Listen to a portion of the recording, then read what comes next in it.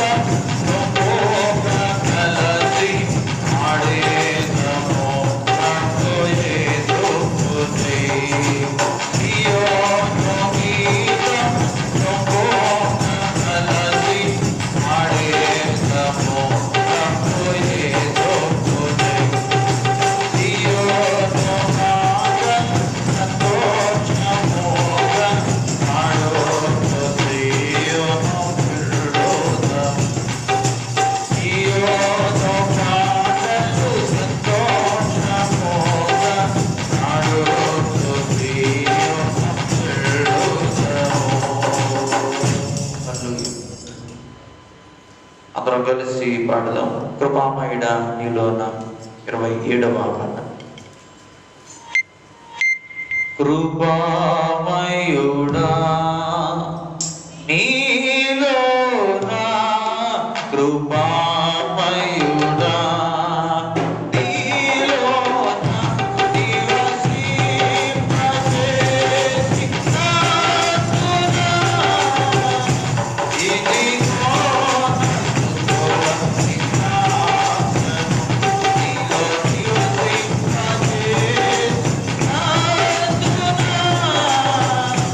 ఇది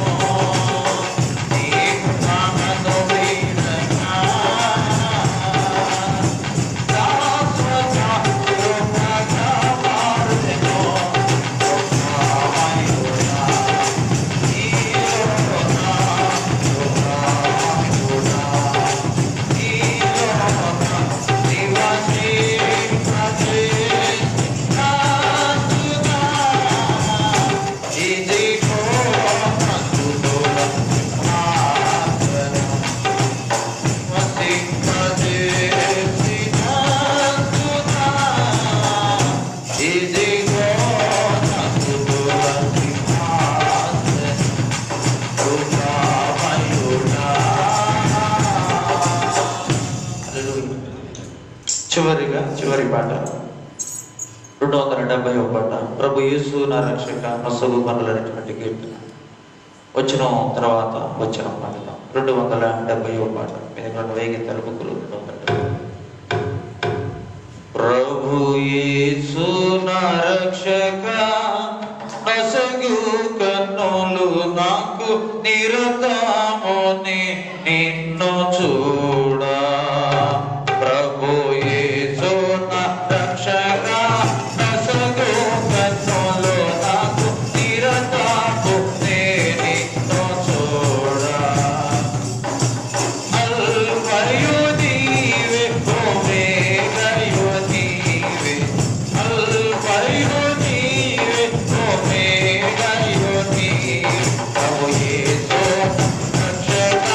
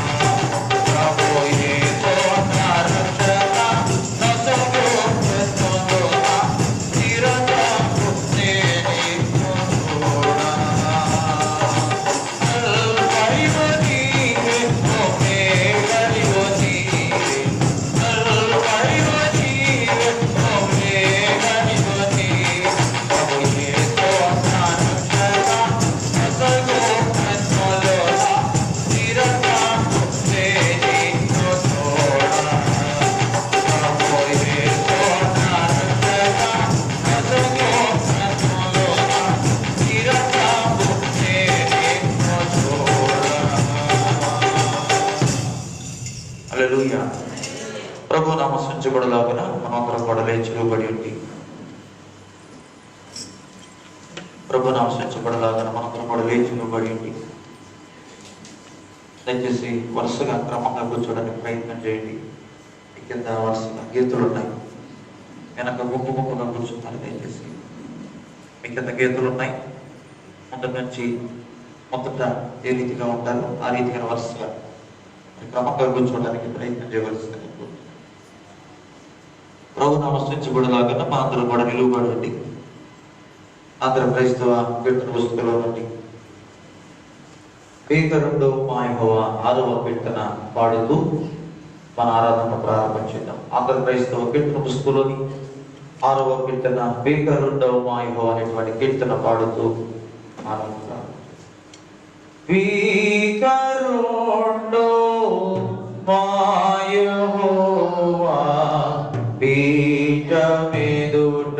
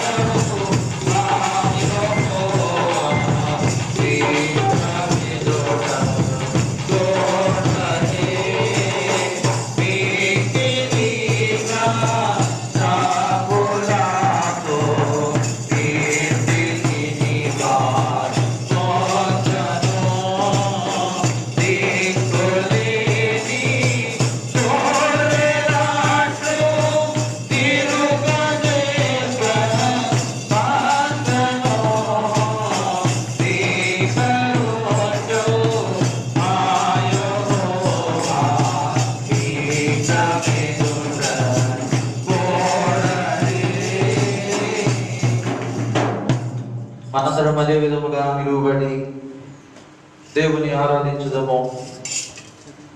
దేవుడు ఆత్మగణపైన ఆరాధించువారు ఆత్మతోనూ సత్యముతోనూ ఆరాధించవలను. మన తండ్రి దేవుని ప్రభు యేసు క్రీస్తు నుండి కృపా సమాధానం మీకు కలుగును గాక. ఇది యెహోవా ఏర్పాటు చేసిన దినము, దీనిని మనం ఉత్సహించి సంతోషించదు. ఓ ప్రభువా, మా కథలు తెరువుము. తండ్రికి నీ, కుమారునికి నీ, పరిశుద్ధాత్మకును మహిమ కలుగును గాక.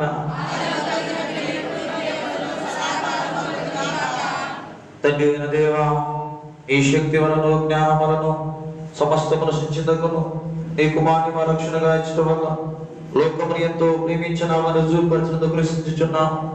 కుమారుడైన దేవా, మా ప్రాణానికి అప్పగింపబడిన నీవు తిరిగి లేచడం వల్ల మమ్మల్ని నీతిమంతులుగా చేయుటకు పాపము తప్ప అన్ని విషయములలో మామూలు జీవితంగా స్తుతించుచున్నాం. పరిశుద్ధాత్మ దేవ, సత్యమంతులోనికి నడిపించి మా ప్రేమలో దేవుని ప్రేమను పంచుందుకు స్తుతించుచున్నాం. తండ్రి, కుమారుడు, పరిశుద్ధాత్మ దేవ, యెహోవాకు నీకే సమస్తుతి మహిమ కలుగును గాక. నేను లేచిన తండ్రికి వెళ్ళి, తండ్రి, నేను పరలోకమునకు విరుద్ధముగాను ఎదురులో పాపము చేస్తుని ఇక మీద నీ కుమారుని పెంచినకు యోగ్యుడును గాను. మన పాపలు ఏమని చెప్పుకోవడం వల్ల మనమే మోసపుచ్చుకుందాము, మరియు మనలో సత్యం ఉండదు. మన పాపము ఒప్పుకోవడం ఆయన నమ్మదగిన వాడును, నీతిమంతుడు గనక మన పాపమును క్షమించి సమస్త దుర్నీతుడిని మన పవిత్రులుగా చేయను. మనందరం కూడా మోకరించి మౌనముగా నుండి మనలను మనము పరీక్షించుకుందాము. అందరూ నా వెనకాల చెబుదాం.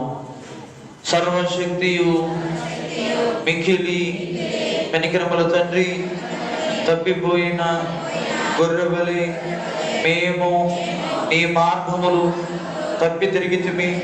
మా హృదయముల ఆలోచనలను, ఆశలను మిక్కిలి అనుసరించితిమి.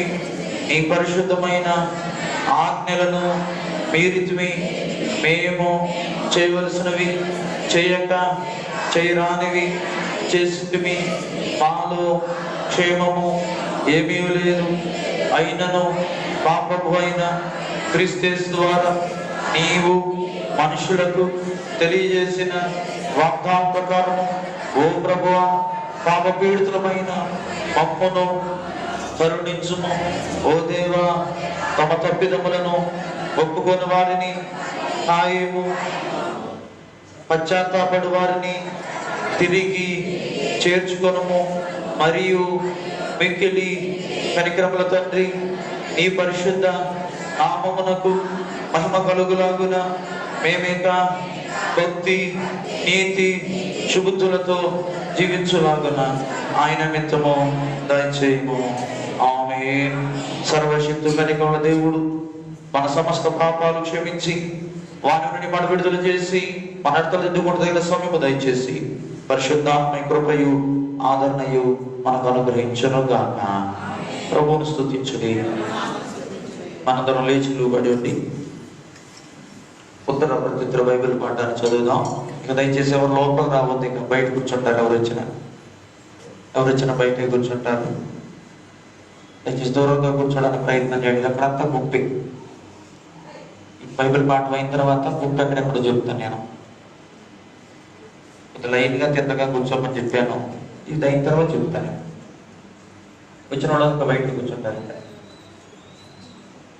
ఇదే కొరకు ఏర్పాటు చేయబడిన ఉత్తర ప్రత్యుత్తర బైబిల్ పాఠము కీర్తన గ్రంథము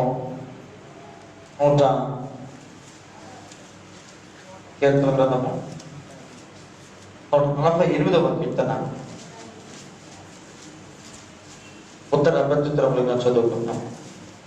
కీర్తన గ్రంథము 148వ సంకీర్తన ఉత్తర ప్రత్యుత్తర బైబిల్ పాఠంగా చదువుకున్నాం. యెహోవాను స్తుతించుడి, ఆకాశవాసులారా యెహోవాను స్తుతించుడి. ఉన్నత స్థలముల నివాసులారా ఆయనను స్తుతించుడి.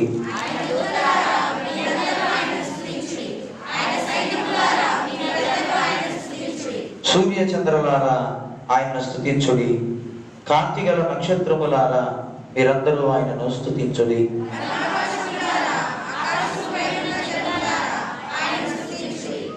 యెహోవా ఆజ్ఞ ఇయ్యగా అవి పుట్టెను, అవి యెహోవా నామమునకు స్తుతించునుగాక.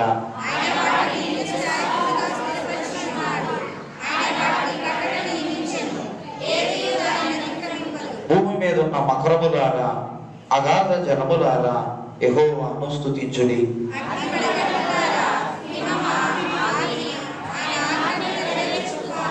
పర్వతములారా, సమస్తమైన గొడ్డలారా, ఫల వృక్షములారా, సమస్తమైన దేవదారు వృక్షములారా,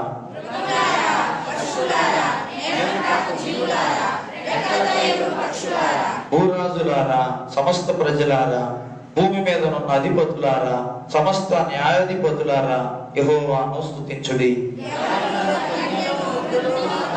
అందరూ యెహోవా నామమును స్తుతించుదురుగాక.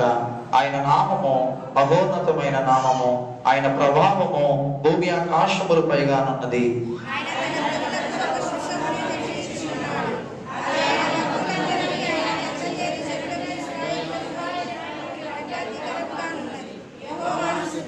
ఇంతటితో ఉత్తర ప్రతిత్రము సరి.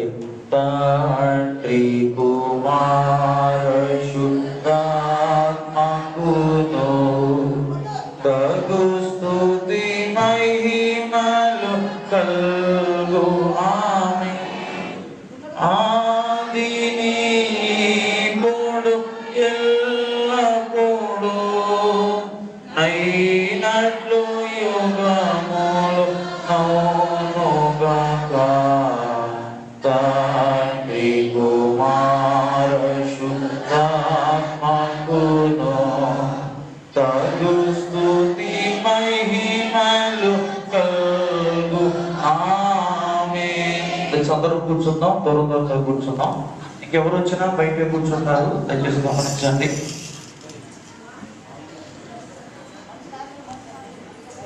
దయచేసి లైన్ గా కూర్చోడానికి ప్రయత్నం చేయండి. చెప్తా, ఈ లైన్ చూడండి ఒకసారి. తర్వాత రెండవ లైన్ కొంచెం వెనక్కి జరగాలి. వచ్చిన వాళ్ళు బయటే కూర్చుంటారు. ఇటు పక్క కూడా మొదటి పక్క.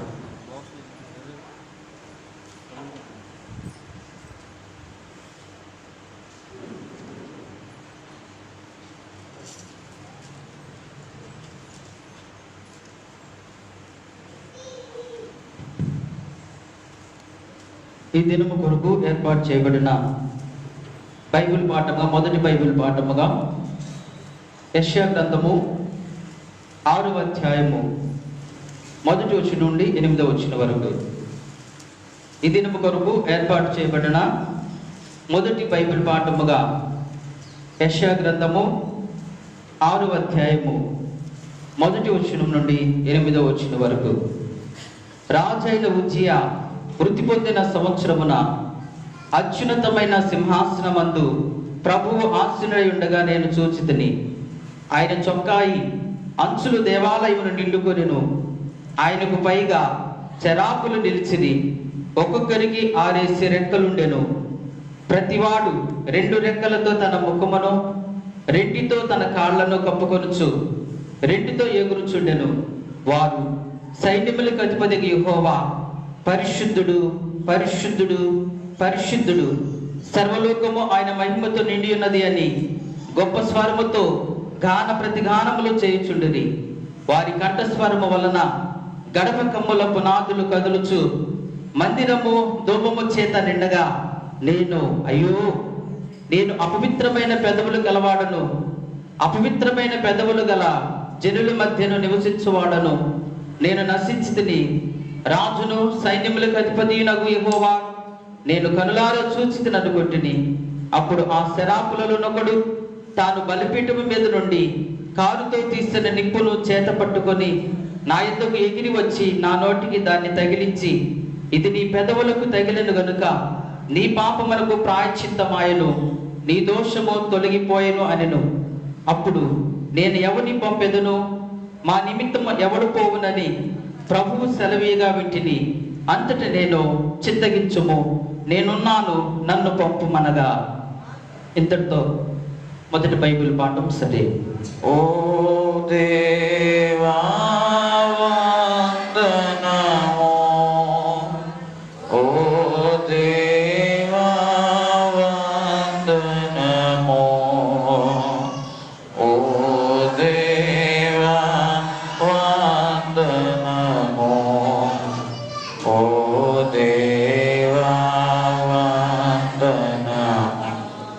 దయచేసి గమనించండి. ఎవరు వచ్చినా ఇక బయట కుర్చీల్లో కూర్చుంటారు. మొట్టమొదటి మాట. రెండవది, మరి మాస్క్ కంపల్సరీ. ఒకళ్ళు మాస్క్ లేకపోతే బయటకు వెళ్ళి కూర్చోవడానికి ప్రయత్నం చేయండి. కనీసం మాస్క్ లేకపోతే చీర మొగ్గైనా అడ్డు పెట్టుకోవడానికి ప్రయత్నం చేయండి. మళ్ళీ మళ్ళీ నాతో చెప్పించొద్దు, ఇబ్బంది పెట్టద్దు. అందరం కలిసి వాక్యాన్ని కంటే ముందు ఇప్పుడు చదవబడిన బైబిల్ పాటను బట్టి పరిశుద్ధ సింహాసనం నీదు నివాస స్థలం అనేటువంటి పాట పాడదాం. ఇప్పుడు మొదటి బైబిల్ పాఠంగా చదివా, ఆ పాటను పాడదాం. 870. పరిశుద్ధ సింహాసనం నీదు నివాస స్థలము, ఈ భూమి నీ పాదపీఠం, ఈ సృష్టి నీ చేతి పని. పరిశుద్ధ సింహాసనం సరాపులు ఎరువులు, పరిశుద్ధుడు పరిశుద్ధుడని. సరాపులు ఎరువులు, పరిశుద్ధుడు పరిశుద్ధుడని. చేయు ప్రతిగానములకు నీవే అయోగ్యుడవు. చేయు ప్రతిగానములకు నీవే అయోగ్యుడవు. పరిశుద్ధ సింహాసనం నీదు నివాస స్థలము, ఈ భూమి నీ పాదపీఠం,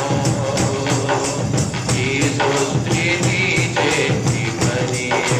పరిశుద్ధ సింహాసనం మార్గమును సత్యమును జీవమునైయున్న నా దేవా. మార్గమును సత్యమును జీవమునైయున్న నా దేవా. నా హృదయమేని ఆలయమో, నాలో నవసించు ప్రభువా. నా హృదయమేని ఆలయమో, నాలో నవసించు ప్రభువా. పరిశుద్ధ సింహాసనం నీదు నివాస స్థలము,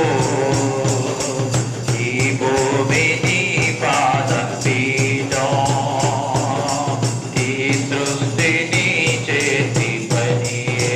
పరిశుద్ధ సింహాసనం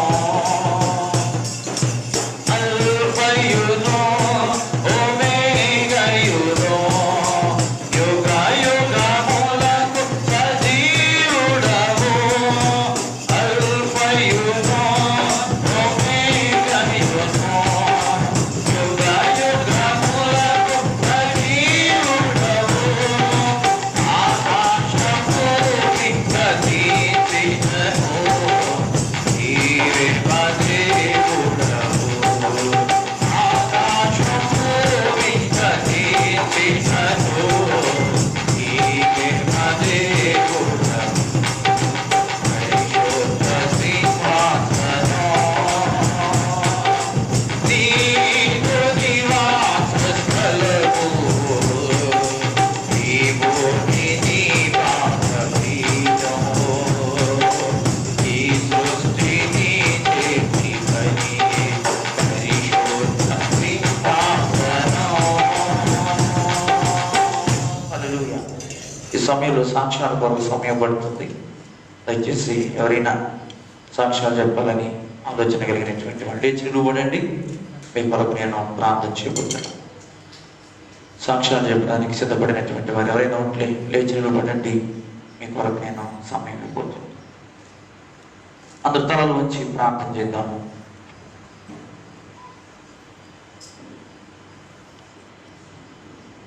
ప్రార్థన చేద్దాం.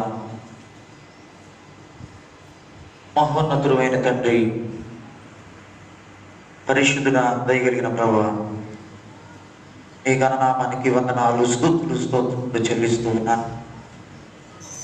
మరి ఎవరెవరి జీవితాల్లో ఏ మేలు చేసి ఉన్నావో, అద్భుతం చేసి ఉన్నావో, ఆశ్చర్యకరమైనటువంటి కార్యాలు ప్రభు ఎవరెవరి జీవితాల్లో చేసి ఉన్నావో నీకు స్తోత్రాలు చెల్లిస్తూ ఉన్నాను. నీ కృప, నీ కనికరం బట్టి నీ నామానికి మహిమపరుస్తూ ఉన్నాను. నీ గొప్పదైన పరిస్థితి బిడ్డల జీవితాల్లో సమకూర్చి సహాయం చేయమని అక్షరాలను బట్టి సమస్తంగా ప్రభావం నీకే చెల్లిస్తూ శుద్ధ నామంలో అడిగి వేడుకొని ప్రార్థిస్తున్నాను తండ్రి. ఆమేన్.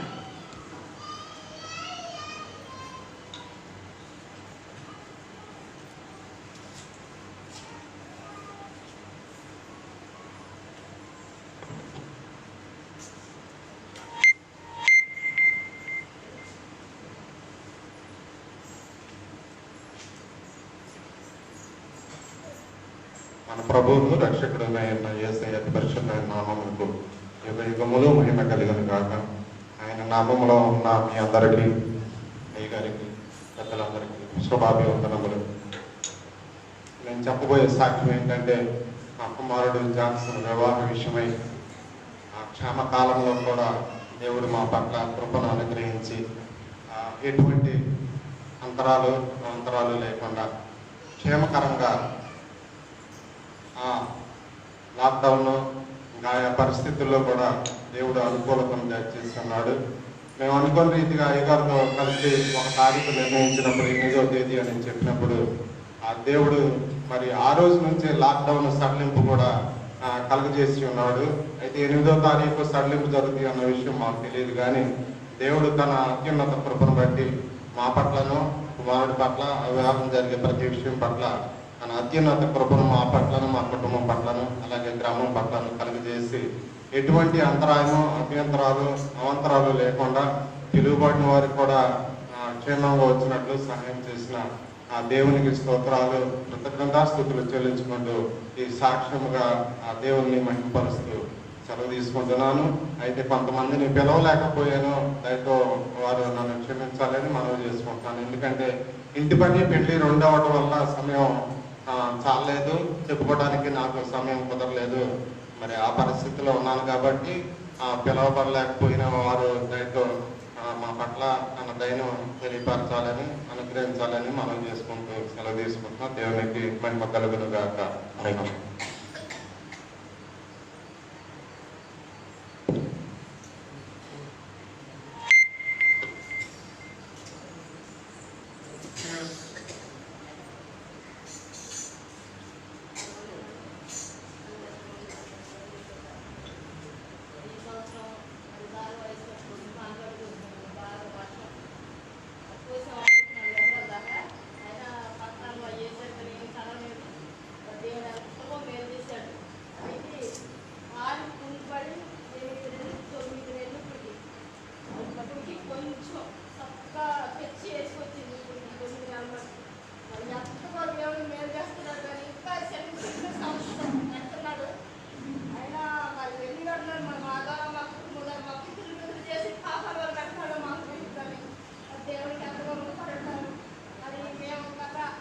బయట కూర్చుంటారు, కుర్చీలు ఉన్నాయి.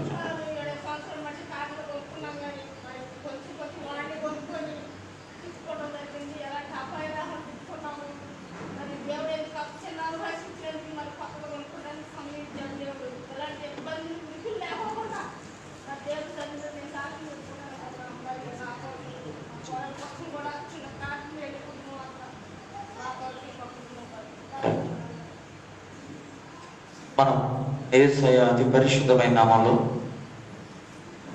మరి ఆరాధనలోకి చాలా అందరికీ కూడా వందనాలు, శుభాలు మీ అందరికీ కూడా తెలియజేస్తున్న అందరికీ వందనాలు. మరి ఉదయం ఆరాధనలో మరి మనందరం ఈ రీతిగా దేవుడు కలగజేసినటువంటి సమయం, దేవుడు అనుగ్రహించినటువంటి సమయం, దేవుడు మన పరిస్థితుల్లో కలిగించినటువంటి సమయాన్ని బట్టి ఈ ప్రభువుని మనం స్తుతిస్తున్నాం, ప్రభు నామాన్ని మనం కొనియాడుతూ మరి ఇంకా ఆరాధనలో చేరవస్తున్న వారందరికీ ఈ ఉదయకాల ఆరాధనలో వస్తున్న వారందరికీ కూడా ఆహ్వానాన్ని చెబుతూనే మరి బయట ఉంచినటువంటి కుర్చీలో కూర్చోవడానికి ప్రయత్నం చేయండి. ఎవరు లోపలికి రావద్దు.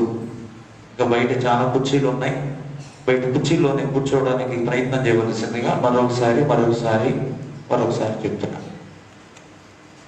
ఈ రోజున చదవబడినటువంటి 3 బైబిల్ పాఠాల యొక్క సారాంశం జనుల విశ్వాస ఉత్సవము. మరొకసారి చెప్తూ ఉన్నాను, జనుల విశ్వాస ఉత్సవము. ఈ రోజున మనందరం కూడా రకరకాలైనటువంటి విశ్వాసాలు మన జీవితాల్లో ఉన్నాయి. ఎన్నో రకాలైనటువంటి విశ్వాసాలు మన జీవితాల్లో ఉంటూ ఉన్నాయి. మనందరం కూడా దేవుని సన్నిధానానికి వస్తూ ఉన్నప్పుడు, మనందరం కూడా ఆరాధనకు వస్తూ ఉన్నప్పుడు, మనందరం కూడా ఆయన సన్నిధానంలోకి వస్తూ ఉన్నప్పుడు మనందరిది కూడా ఎంత విశ్వాసం అంటే చెప్పలేనంత విశ్వాసం. పాడుతాం, విశ్వాసంతో పాడుతాం. ఆయన నమ్ముతాం, దేవుడు ఉన్నాడని, ప్రభు ఉన్నాడని, గమనిస్తున్నాడని, అవకాశం ఇస్తాడని, మేలు చేస్తాడని ఒక నమ్మకంతో మన ప్రభువుని పాటలు పాడుతాం. అదే రీతిగా ప్రభువుని మనం దేవుని మాటల ద్వారా, వాక్యం ద్వారా ఒక నమ్మకాన్ని, ఒక విశ్వాసాన్ని మన జీవితాల్లో మనం కలిగించుకుంటూ ఉంటాం. ఈ దేవుని వాక్యం కూడా, ప్రార్థన కూడా, ఇవన్నీ కూడా మన జీవితాల్లో ఏదైతే ఒక నమ్మకాన్ని మనం కలిగి ఉండడానికి, మన జీవితాల్లో ఒక నమ్మకాన్ని ఏర్పాటు చేసుకునేటువంటి ఒక విశ్వాసం అంటాం కదా. మనందరి విశ్వాసం ఏంటంటే ఆలయానికి ఇటువంటి రోజుల్లో, ఇటువంటి ఇబ్బందికర రోజుల్లో, ఇటువంటి వేకువజామున ఎన్నో పనులు ఇళ్ళలో ఈ సమయంలో అన్ని ప్రక్కన పెట్టి వస్తున్నట్టు ఒక నమ్మకం, మన కోసం దేవుడు ఉన్నాడు, మనకు దేవుడు కావాలి, మనకు సహాయం చేయాలి, మనకు మేలు చేయాలి, మనకు ఉపకారం చేయాలి, మన జీవితాల్లో ఆయా పరిస్థితులు దేవుడు కలిగించాలని ఒక నమ్మకం. ఈ విశ్వాసం అనబడేటువంటిది ఏ రీతిగా కొనసాగించబడాలి? బైబిల్ చెప్తుంది, చాలా సార్లు విన్నాం, దేవుడిని ఆరాధించేవాడు ఆత్మతోనూ సత్యముతోనూ ఆరాధన చేయాలని. అంటే మందిరములో వచ్చేవారు, చేరుతున్నవారు, చేరినటువంటి వారు అందరూ కూడా, అందరికీ ఒకటే రూల్. మేము ముందు వచ్చాం కదండి, ముందంటే ఈ రోజు ముందు సంగతి కాదు. అంటే అందరికంటే ముందుగా కొన్ని సంవత్సరాల క్రితం నుంచి ఆలయానికి వస్తున్నాను కదా, నాకు ఒక రూల్. కొత్తగా వస్తున్నారు కదా, వారికి ఒక రూల్. మధ్యలో వచ్చినటువంటి వారికి ఒక రూల్ అంటే కాదు. కానీ దేవుడిని ఆరాధించువాడు ఆత్మతోనూ సత్యముతోనూ ప్రతి ఒక్కడు కూడా ఆరాధన చేయాలి. అదే విశ్వాసం మూలం. విశ్వాసం మూలంలో ఆ యొక్క ప్రత్యేకమైనటువంటి పరిస్థితిని మనము జ్ఞాపకం చేసుకుంటూ ఉన్నాం. అయితే ఈ ఆలయంలో చేరపరచబడినటువంటి వారు విశ్వాసం ఉంది, నమ్మకం ఉంది. ఏ రీతిగా ఉండాలి అంటే, నేను ఆలయానికి వెళుతున్నాను, నాకు ఆలయం అంటే ఇష్టం అండి, ప్రార్థన ఇష్టం అండి, ఆలయం లేకుండా నేను ఉండలేనండి, ప్రార్థన లేకుండా నేను ఉండలేనండి, ఒక ఆదివారం కూడా పోగొట్టకుండా నేను ఉండలేనని ఎన్నో రకాలైనటువంటి సాక్ష్యాలు మన నోట నుండి. అంటే ఆలయానికి నేను చాలా ముందుగా వెళ్తానని ఇది ఒక రకమైన సాక్ష్యం. నేను ఆలయానికి ఆలస్యమైన క్రమం తప్పకుండా వెళ్తాను, ఇది ఒక ఆలస్యం. నేను ఆలయంలో మౌనంగా ఉంటాను, ఇది ఒక సాక్ష్యం. కాబట్టి ఆలయంలో నేను పాటలు పాడతాను, ఇది ఒక విశ్వాసం. ఆలయంలో నేను వాక్యం చదువుతాను, ఆలయంలో నేను పని చేస్తాను, ఆలయంలో నేను పలానా చేస్తాను. ఆలయాన్ని గురించి ఈ రోజు మనం వింటున్నాం. జనుల విశ్వాసము ఏ రీతిగా మలచబడుతుంది, జనుల విశ్వాసము ఆలయాల్లో చేర్చబడినటువంటి మనుషులుగా మనం ఏ రీతిలోనికి చేర్చబడుతూ ఉన్నాం, ఏ పరిస్థితిలోనికి మన ఆలయంలోనికి మనం చేరవస్తున్నామో కొన్ని మాటలు మనం వింటాం. ఇప్పుడు పాడాను, శరాపులు కెరాపులు ఎక్కడుంటున్నారు? వాళ్ళందరూ కూడా దేవాలయములో దేవదూతల గణములు ఇవన్నీ కూడా ఉంటున్నాయి. వాళ్ళందరూ కూడా ఉండి చేస్తున్నటువంటి విధానం ఏంటి? వారందరూ కూడా ఆలయంలో ఉండి చేస్తున్నటువంటి క్రమం ఏంటి? ఈ అధ్యాయాన్ని కనుక మనం చదువుతున్నప్పుడు చదవబడినటువంటి మొదటి బైబిల్ పాఠాన్ని కనుక ఈ రోజు మనం ధ్యానం చేస్తే, యెషయా గ్రంథము 6వ అధ్యాయం. ఈ రోజు ఒక బైబిల్ పాఠమే చదివాం. యెషయా గ్రంథము 6వ అధ్యాయము 1 నుండి 13 వచనాలలో ఉన్నటువంటి సారాంశాన్ని కనుక మనం చూస్తున్నప్పుడు, ఇక్కడ ఒక ప్రత్యేకమైనటువంటి పరిస్థితిని మనం చూస్తూ ఉన్నాం. ఇక్కడ ఆ మొట్టమొదటి వచనంలో రాయబడిన మాట, రాజైన ఉజ్జియా మృతి నొందిన సంవత్సరమున అత్యున్నత సింహాసనమందు ప్రభు ఆసీనుడై ఉండగా నేను చూచి తిని అని చెప్పాడు ఇక్కడ ప్రవక్త అయినటువంటి యెషయా. ఇక్కడ యెషయా ఏ సందర్భంలో ఆలయానికి వచ్చాడు అని అంటే, ఇక్కడ చూస్తూ ఉన్నాం కదా, రాజైనటువంటి ఉజ్జియా మృతి పొందిన తర్వాత, రాజైనటువంటి ఉజ్జియా చనిపోయినటువంటి తర్వాత ఆలయానికి వచ్చాడు. ఇక్కడ రాజు అయినటువంటి ఉజ్జియాని గురించి మనం చదువుతున్నప్పుడు ఈ ఉజ్జియా ఎవరు అని అంటే ఆయన ఒక రాజుగా ఉన్నాడు. ఆలయానికి క్రమం తప్పకుండా వస్తున్నాడు. ఆలయానికి వచ్చేవాడు ఏ రీతిగా ఉండాలండి? క్రమంగా ఉండాలా? క్రమం లేకుండా ఉండాలంటే క్రమంగా ఉండాలా? ఆయన రాజే, గొప్పవాడే, పరిపాలకుడే. కానీ ఈ ఉజ్జియాని గురించి కనుక మనం చదువుతున్నప్పుడు ఏదైతే దేవునికి ధూపం వేయడంలో గడిచినటువంటి పాత నిబంధన కాలంలో ఆలయానికి వచ్చినటువంటి వాడు ఏం చేసేవాడు తెలుసా? బలిపీఠం పెట్టి బలిపీఠానికి ధూపం వేసేటువంటి వాడు. అంటే ధూపం వేసినటువంటి వ్యక్తి సరిపోకుండా పవిత్రత లేనటువంటి వాడిగా ధూపం వేసిన బట్టి ఉగ్రతను పొందుకొని, దేవుని శాంతిని పొందుకొని, దేవుని యొక్క ఆ యొక్క కోపానికి బలి తన ప్రాణాన్ని పోగొట్టుకున్నప్పుడు యెషయా జరిగినటువంటి సంగతి ఏంటో తెలుసా? యెషయాకి ఏమి అర్థం, పరిపాలించేవాడు లేడు, చూచేవాడు లేడు, తర్వాత దానిని ఏదైతే సహాయపడేటువంటి వాడు లేడు. ఆ సమయంలో దానిని గమనించేటువంటి వారు ఎవరు లేకపోతే ఆ సమయంలో యెషయా, ప్రవక్త అయినటువంటి యెషయా ఆలయంలోనికి వచ్చినట్లుగా మనం చూస్తూ ఉన్నాం. ఈ రోజున నేను జ్ఞాపకం చేయబోతున్నటువంటి మాటలు చాలా జాగ్రత్తగా వినాలి. ఆలయంలో ఆయన ఉజ్జియా, ఎందుకంటే ఉజ్జియాకి ఏం జరిగిందంటే, ఉజ్జియా చనిపోవడానికి గల కారణం ఏంటంటే అతనికి ఆలయానికి రావడం అయితే తెలుసు కానీ ధూపం పవిత్రత లేదు. అతనికి ఏ రీతిగా పవిత్రత లేదో, ఏ రీతిగా పవిత్రత పవిత్రత లేనటువంటి వ్యక్తిగా మనము ఈ యొక్క ఉజ్జియాని చూస్తూ ఉన్నాము. యెషయా ఆ సమయంలో ఆలయంలోనికి వచ్చినట్లుగా మనం చూస్తూ ఉన్నాం. అంటే ఆలయానికి వచ్చినటువంటి వాడు ఏ రీతిగా ఉండాలి అంటే, ఆలయానికి వచ్చే వాళ్ళు అందరూ కూడా మంచి వాళ్ళే వస్తారా అని చెప్పడానికి వీల్లేదు. నేనంటే రాత్రి విన్నాం, ఏమని విన్నాం? ఆయన మంచివారి మీదను, రెండో మాట చెడ్డవారి మీదను ఆయన వర్షము కురిపిస్తాడు. అంటే ఇక్కడికి ఆలయానికి వస్తున్నటువంటి వ్యక్తి, ఆలయానికి రాబడుతున్నటువంటి వ్యక్తి, ఆలయంలోనికి నడిపించబడుతున్నటువంటి వ్యక్తి ఏ రీతిగా ఉండాలా అంటే, ఆలయానికి వచ్చినటువంటి వాడు 10 సంవత్సరాలైనా ఏ మార్పు లేకుండా అక్కడే కూర్చోవాలా? ఆలయానికి వచ్చినటువంటి వాడు వాక్యం వినో, పాటలు వినో, ప్రార్థన వినో, అతడు తన మనసు తనకు తాను నలగొట్టుకొని తన జీవితాన్ని మార్చుకోవాలా? తన మనసును మార్చుకోవాలా? తన హృదయాన్ని మార్చుకోవాలి? లేకపోతే సంవత్సరాలు తరబడినా కూడా మార్పు లేనటువంటి క్రైస్తవుడు, మార్పు లేనటువంటి విశ్వాసం, మార్పు లేనటువంటి నమ్మకం, మార్పు లేనటువంటి ప్రేమ దేవుని మీద, మార్పు లేనటువంటి భక్తి, మార్పు లేనటువంటి స్థితిలోనే మానవుడు జీవించాలా? ఈ రోజున మొట్టమొదటి ప్రశ్న, దానికి జవాబు కూడా ఈ రోజున మనం ధ్యానం చేస్తాం. ఈ 6వ అధ్యాయం సారాంశం అదే. యెషయా రాగానే, ఆలయానికి రాగానే ఆయన మొట్టమొదటి చూసినటువంటి మాట ఏంటో తెలుసా? ఆలయానికి రాగానే ఏం జరిగిందని చూడండి.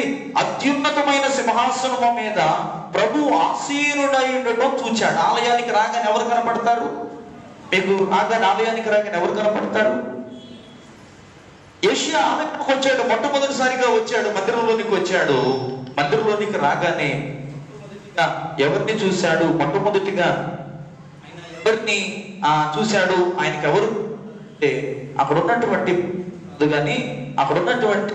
ఆయా వ్యక్తులు కాదు కానీ మొట్టమొదటిగా కనిపించింది ఎవరంటే అత్యున్నత సింహాసనం మీద ఉన్నటువంటి దేవుడు అతనికి ప్రత్యక్షపరచబడ్డాడు. దేవుని ముఖకాంతిని చూడగలిగాడు, దేవుడిని గమనించగలుగుతున్నాడు. ఆయన స్థితి చూస్తూ ఆయన ఎంత గొప్ప స్థానంలో కూర్చున్నాడో, ఆయన ఎంత గొప్ప స్థితిలో ఉన్నాడో, ఆయన ఎంత గొప్ప స్థితిలో చేర్చబడ్డాడో అక్కడ గమనిస్తూ ఉన్నాం. ప్రియ సంగమా, దేవుని బిడ్డలారా, మనము సంవత్సరాల తరబడి ఆలయానికి వస్తూనే సంవత్సరాలు నెలలు ఆదివారాలు, ఒక్క ఆదివారం కూడా ఏదైతే మానకుండా ప్రతి ఆదివారం వస్తున్నటువంటి మనకు దేవుని యొక్క దర్శనాన్ని చూడగలిగినటువంటి మొట్టమొదటి మాట, దేవునిని చూచాడు. యెషయా ఏం చేశాడు తెలుసా? దేవునిని చూచాడమో దేవుడున్నాడని. దేవుడిని చూచిన వాడికి ఏముంటుందో తెలుసా? భయం ఉంటుందమ్మో, దేవుడు ఉన్నాడు, దేవుడు నన్ను ఆలయంలో చూస్తున్నాడు, నేను ప్రార్థన చేయాలి, నేను ప్రభువుకి మొరపెట్టాలి, నేను పశ్చాత్తాపడాలి, నేను దేవుడి దగ్గర వినయమైనటువంటి మనసుతో ఉండాలి, నేను దేవుడి దగ్గర సమీపమైనటువంటి నేను దేవుని దగ్గర సమీపమైనటువంటి పరిస్థితుల్లో నా జీవితం నడిపించబడాలి, నా పరిస్థితులు నడిపించబడాలి, నా యొక్క స్థితిగతులు నడిపించాలని ఆశపడినటువంటి వ్యక్తిని ఇక్కడ యెషయాను ఈ వచ్చిన భాగంలో మనం చూస్తూ ఉన్నాం. అయితే ఆలయానికి వచ్చినటువంటి వాడు వేదనతో వెతుకుతున్నాడు. మందిరములో ఎవరున్నారని వెతుకుతున్నాడు. దేవుని కొరకు మందిరములో వెతుకుతున్నాడు.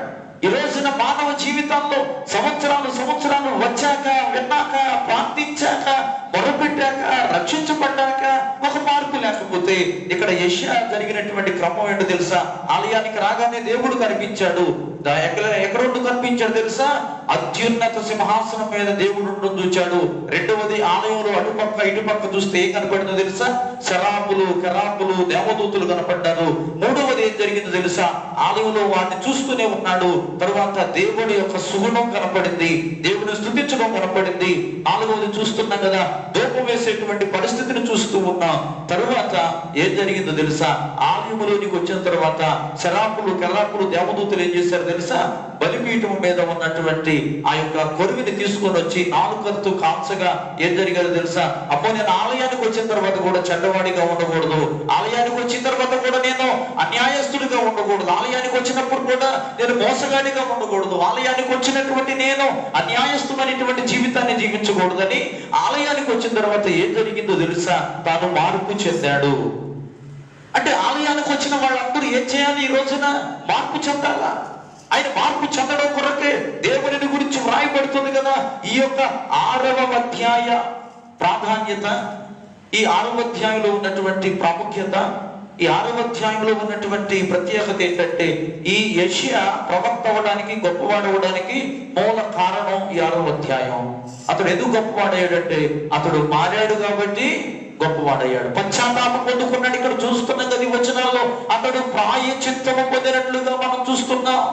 ఆలయానికి వచ్చిన వాళ్ళందరూ ఆలయానికి వచ్చినట్లుగానే, అంటే ఇక్కడ ఒక రూపం, తర్వాత బయటికి వెళ్ళిన తర్వాత ఒక రూపం, బయట ఉన్నటువంటి వాడు ఒక రూపం, ఆలయంలోకి వచ్చినటువంటి రూపం. ఈ యొక్క సందర్భం అంశం ఏంటో తెలుసా? ఈ రోజున ఆలయానికి వచ్చినటువంటి వాడు మారాలి. అంటే మారిన తర్వాత ఆలయానికి రారు, ఆలయానికి వచ్చిన తర్వాతే ఇతడు చూడండి యెషయా గురించి చూస్తాం. యెషయా ఎవరంటే అనేకమైన ప్రవచనాలు ప్రవచించిన మహోన్నతమైన వ్యక్తి. ప్రభు ఈ లోకంలో ఎప్పుడు కొడతాడో, కన్యకు కొడతాడని, సమాధానకర్త కొడతాడని, గొప్ప దేవుడు కొడతాడని, అనేకమైనటువంటి మేలులు అనుగ్రహించగల సమర్థుడు భూమి మీదకి వస్తున్నాడని చెప్పగలిగిన మహోన్నతమైన వ్యక్తి, ప్రవక్త ఎవరైనా ఉన్నారంటే యెషయా ప్రవక్తే. కానీ యెషయా ప్రవక్త ఎప్పుడు మారాడో తెలుసా?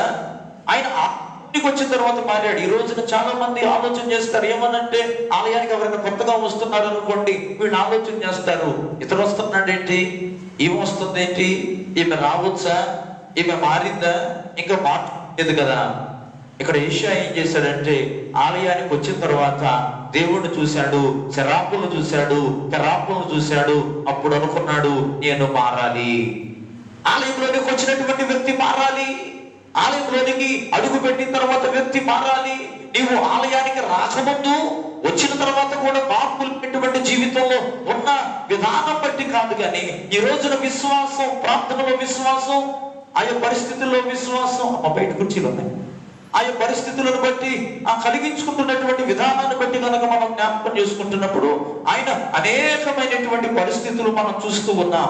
ఈ యొక్క 6వ అధ్యాయాన్ని కనుక మనం చూస్తే, యెషయా గ్రంథం 6వ అధ్యాయం 1 నుండి 5 వచనాల వరకు చూస్తున్నప్పుడు యెషయాకి ఎదురైనటువంటి అనుభవం ఏంటంటే, దేవుని దర్శనాన్ని చూశాడు, నూతనమైనటువంటి దర్శనాన్ని చూశాడు. తర్వాత 6, 7 వచనాలు మనం చూస్తే, శుద్ధి, ఏ రీతిగా నేను శుద్ధి చేయబడాలి, ఏ రీతిగా నేను పవిత్రపరచబడాలి, ఏ రీతిగా నా జీవితాన్ని నేను మార్చుకోవాలి, ఏ రీతిగా నా జీవితంలో ఉన్నటువంటి నూతనకరమైనటువంటి పరిస్థితులను, నా జీవితంలో ఉన్నటువంటి ఈ నూతనమైనటువంటి అనుభవాలను ఏ రీతిగా నేను మలుచుకోవాలి, ఏ పరిస్థితుల్లోనికి నేను మలుచుకోవాలని ఆశపడినటువంటి వ్యక్తిగా ఇక్కడ మనం చూస్తూ ఉన్నాం. 3వది చూస్తున్నప్పుడు ఆజ్ఞకు లోబడినటువంటి వ్యక్తిగా, మనం 8 నుంచి 10 వచనాలు చూస్తున్నప్పుడు ఆజ్ఞకు లోబడినటువంటి వ్యక్తిగా ఇక్కడ మనం చూస్తూ ఉన్నాం. తర్వాత యెషయా ప్రవక్త అయ్యాడు, తర్వాత అనేకమైన ప్రవచనాలు ప్రవచించాడు, గొప్పవాడయ్యాడు, అనేకమైనటువంటి మహోన్నతమైనటువంటి స్థితికి కారణభూతుడిగా ఈ వచనాల్లో మనం చూస్తూ ఉన్నాం. అగ్ని శుద్ధి చేస్తుంది, అగ్ని లయపరుస్తుంది. అగ్నిని గురించి మా అందరికి కూడా తెలుసు కదా. ఉన్నటువంటి చెత్త చెదారం అంతా కూడా తీసేయాలంటే ఏం చేస్తాం? అగ్ని చేత మనము కాల్చివేస్తాం. యెషయాకి మందిరములో ఎదురైనటువంటి అనుభవం కూడా ఏంటి తెలుసా? దూతలు ఏం చేశారో తెలుసా?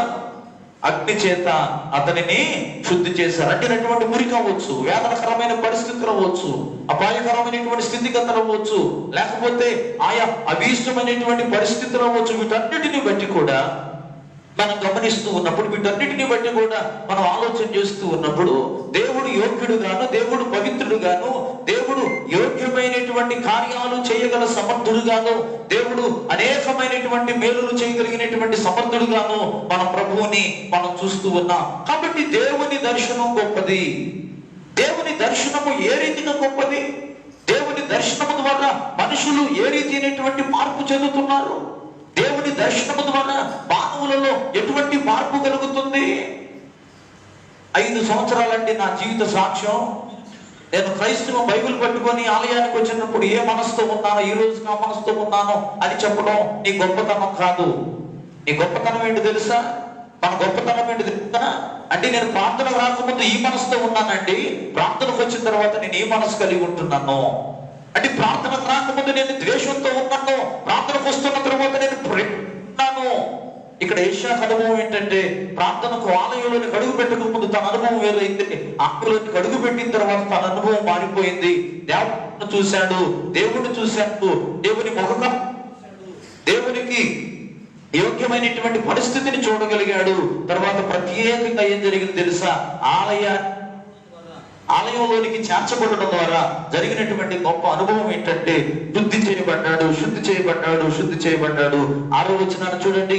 యెషయా గ్రంథము 6వ అధ్యాయం 6వ వచనాన్ని చూస్తే, అప్పుడు ఆ శరాపులలో ఒకడు తాను బలిపీఠము మీద నుండి కారుతో తీసిన నిప్పును చేత పట్టుకొని నా యొద్దకు ఎగిరి వచ్చి నా నోటికి దాన్ని తగిలించి, ఇది నీ పెదవులు తగిలిన గనక నీ పాపమునకు, అందరూ చదవాలి, నీ పాపమునకు ప్రాయశ్చిత్తమాయెను. నీ పాపాలు క్షమించబడ్డాయి. ఆలయంలోకి వచ్చిన వాళ్ళందరూ కూడా ప్రార్థన చేయాలి. ఆలయానికి వచ్చినటువంటి వాళ్ళు ఏం ప్రార్థన చేయాలో తెలుసా? ఆలయానికి రాగానే ఏం ప్రార్థన చేస్తావు? ఒకళ్ళు నీ కుటుంబాన్ని గురించి, బిడ్డల గురించి నువ్వు ప్రార్థన చేస్తావు. ఆలయానికి వచ్చినటువంటి ప్రతి ఒక్కరూ ప్రతిసారి చేయవలసినటువంటి ప్రార్థన ఏంటంటే, అయ్యా మా పాపాలు క్షమించు, మాకు ప్రాయశ్చిత్తాన్ని కలుగచేయి. నీ పాపాలు నీవు మోస్తూ దేవుని ఆశీర్వాదాన్ని అడగడం అవివేకం. నీ పాపాలు నీవు మోస్తూ, నీ పాపాలు నీతోనే ఉంచుకుంటూ, నీ పాపాలతోనే నీవు గడుపుతూ, అయ్యా నాకు దీవెన కావాలి, ఆశీర్వాదం కావాలంటే అవివేకం. వివేకమైనటువంటి పని ఏంటి తెలుసా? జ్ఞానం కలిగినటువంటి పని ఏంటి తెలుసా? గొప్పవాడు చేసేటువంటి పని ఏంటి తెలుసా? భయం కలిగినటువంటి వాడు చేసేటువంటి పని ఏంటి తెలుసా? భక్తి ఉన్నటువంటి వాడు చేసే పని ఏంటి తెలుసా? ప్రతిసారి మనం ఆరాధన చేస్తున్నాం, అయ్యా మేము దారి తప్పినటువంటి గొర్రె వల్ల మేము త్రోవ తప్పి తిరుగుతున్నామయ్యా, మమ్మల్ని క్షమించు. ఇక్కడ ప్రాయశ్చిత్తం, పశ్చాత్తాపం చాలా ప్రాముఖ్యమైనదిగా మనం చూస్తూ ఉన్నాం. ఈ రోజున దేవుని మందిరానికి రావడం వల్ల ఏంటంటే లాభాలు? చాలా మంది అడుగుతారు, ఏంటి నువ్వు ప్రార్థనకి వెళ్తున్నావు, ఏ లాభం అంటే, నా బాధ చెప్పుకోవడానికి వెళ్తున్నానండి, పాట పాడడానికి వెళ్తున్నానండి, వాక్యం చెప్పడానికి వెళుతున్నానండి, దేవాలయాలు పట్టడానికి వెళుతున్నానండి. ఎవరైనా నీ దగ్గరకు వచ్చి ఎందుకు ప్రతి ఆదివారం ప్రార్థనకు వెళుతున్నావంటే ఏం చెప్తాం? ఈరోజు పాట ఏదైనా సరే, పాట పాడడానికి వెళుతున్నాను, లేకపోతే ఆలయంలో పని చేయడానికి వెళుతున్నాను, లేకపోతే బైబిల్ చదవడానికి వెళుతున్నాను, లేకపోతే మరొక పని చేయడానికి వెళుతున్నాను, వాక్యానికి వెళుతున్నాను, వాక్యం వినడానికి వెళుతున్నాను, లేకపోతే ప్రార్థన చేయించుకోవడానికి వెళుతున్నాను, లేకపోతే సాక్ష్యం చెప్పడానికి వెళుతున్నాను. ఎందుకు వెళుతున్నావు మందిరానికి తెలుసా? మనం ఎందుకు మందిరానికి రావాలో తెలుసా? దేవుని ద్వారా మనము ప్రాయశ్చిత్తాన్ని పొందడానికి దేవుని దగ్గరకు రావాలి. దేవుడు క్షమించగలిగినటువంటి దేవుడు. చాలా మంది ప్రభువుని అడిగారు, అయ్యా మా పాపాలు క్షమించమని అడిగితే ప్రభు కూడా చేసినటువంటి మాట ఏంటంటే, ఎవరిని కూడా దేవుడు శిక్షించలేదండి. ఎవరిని కూడా దేవుడు ఆయా రీతులుగా దేవుడు శిక్షించలేదు, ఎవరిని కూడా దేవుడు ఇబ్బంది పెట్టలేదు. కానీ అంటున్నాడు, ఇక నువ్వు పాపం చేయొద్దు, ఇక నువ్వు తప్పిదం చేయొద్దు. ఆలయంలోనికి వచ్చినటువంటి వారి కాల్చబడింది, ప్రాప్తములు పొందాడు. తర్వాత మాట చూడండి, 7వ వచనములో నీ దోషము తొలగిపోయేను అనే మాట ఇక్కడ మనం చూస్తున్నాం. ఎవరి దోషం ఎప్పుడు తొలగిపోయింది? ఈ రోజున మనకు కూడా ఎన్నో దోషాలు ఉన్నాయంటారా లేవంటారా? మానవ జీవితాల్లో కూడా మనకు కూడా ఎన్నో దోషాలు ఉన్నాయి. యెషయాకు ఉన్నటువంటి దోషం కూడా పోయింది. ఎక్కడ పోయింది, ఎప్పుడు పోయిందంటే ఆలయానికి వచ్చి అయ్యా నేను పాపిని అన్నప్పుడు ఆయన దోషం పోయింది. దోషం పోతే ఏమవుతుందో తెలుసా? అడ్డుబండలు పోతాయి. దోషం ఉన్నంత కాలం నీ పనికి ఆటంకమే. దోషం ఉంటే మనం ఏం చేయలేం. దోషం ఉంటే సంతోషం ఉండదు, దోషం ఉంటే సమాధానం ఉండదు, దోషం ఉంటే ఆనందం ఉండదు, దోషం ఉంటే నెమ్మది ఉండదు, దోషం ఉంటే యోగ్యమైనటువంటి పరిస్థితులు ఉండవు. అయ్యా నీకు ప్రాయశ్చిత్తం కలిగింది, ఈ దోషము తొలగిపోయింది. ఒక్క మాట ఈ రోజు మనం చాలా జాగ్రత్తగా జ్ఞాపకం చేసుకోవాలి. మనం దోషము పోగొట్టుకోవడానికి ఎక్కడైనా భూమి మీద మనకు స్థలం ఉందా అంటే అది మందిరము, మందిరము, మందిరము. దోషం పోగొట్టుకోవడానికి ఏం చేయాలి అంటే పశ్చాత్తాపం, ప్రాయశ్చిత్తాన్ని పొందాలి. నేను పాపినని, లేకపోతే నేను పొరపాటు చేశానని, లేకపోతే నేను తప్పిదం చేశానని, లేకపోతే ఆయా పరిస్థితుల ద్వారా నా జీవితము నడిపించబడిందని ఎవరెవరైతే దర్శన రీతిగా దేవుడు సన్నిధానానికి వచ్చినటువంటి వారు దేవుడిని చూస్తారు, ఆయన దర్శనాన్ని చూస్తారు. ఎవరండి ఆలయంలో ఉండేది? ఆలయంలో ఎవరు ఉంటారండి? మనం వెళ్ళిపోయిన తర్వాత ఎవరు ఉంటారండి? మనం ఉన్నప్పుడు ఎవరు ఉంటారండి? చెప్పొచ్చు. వెళ్ళిపోయిన తర్వాత ఏముంటాయి అంటే ఆలయంలో మైకులు ఉంటాయి, కుర్చీలు ఉంటాయి, చాపలు ఉంటాయి, లైట్లు ఉంటాయి, ఫ్యాన్లు ఉంటాయి. ఆలయంలో ఇంకేముంటాయి? మనం అందరూ వెళ్ళి తాళం వేసిన తర్వాత అంటే యెషయా చూశాడు, శరాపులు, కెరాపులు, దేవదూతలను ఆయన ఆలయంలో చూస్తూ ఉన్నాడు. వారు వచ్చేటువంటి వారిని చేర్చుకుంటున్నారు, పరిశుద్ధపరుస్తున్నారు, ఎవరికి ఏది కావాలని సమకూరుస్తున్నారు. అంటే మానవ జీవితంలో బాధలు పోయి నీకు సంతోషం రావాలంటే, అనుకున్న కార్యాలు నీకు జరగాలంటే నీ దోషం పోవాలి. ఆయన అంటున్నాడు, యెషయా వచ్చిన తర్వాత, యెషయాకి మందిరానికి వచ్చిన తర్వాత ఏం మేలు జరిగింది?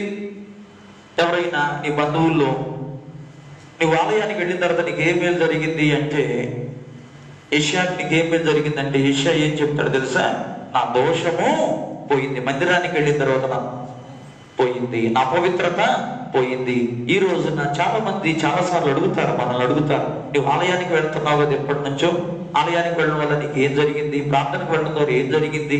వాక్యం వింటున్న వారు ఏం జరిగింది? అసలు ఆలయంలో ఏం జరిగిందని చాలా మంది అడిగితే యెషయా అయితే చెప్తున్నటువంటి మాట, ఆలయానికి వెళితే నా దోషం పోయింది. ఈ రోజున మన దోషం సంవత్సరాలు సంవత్సరాలు సంవత్సరాలు విన్నాక ప్రార్థన చేయకముందు అలాగే, ప్రార్థన చేసిన తర్వాత అలాగే. ఉదాహరణకు వైద్యాన్ని వింటాం. వైద్యం చేయకముందు మనిషి ఒక రీతిగా ఉంటే వైద్యం చేసిన తర్వాత మనిషిలో మార్పు వస్తుందా రాదా?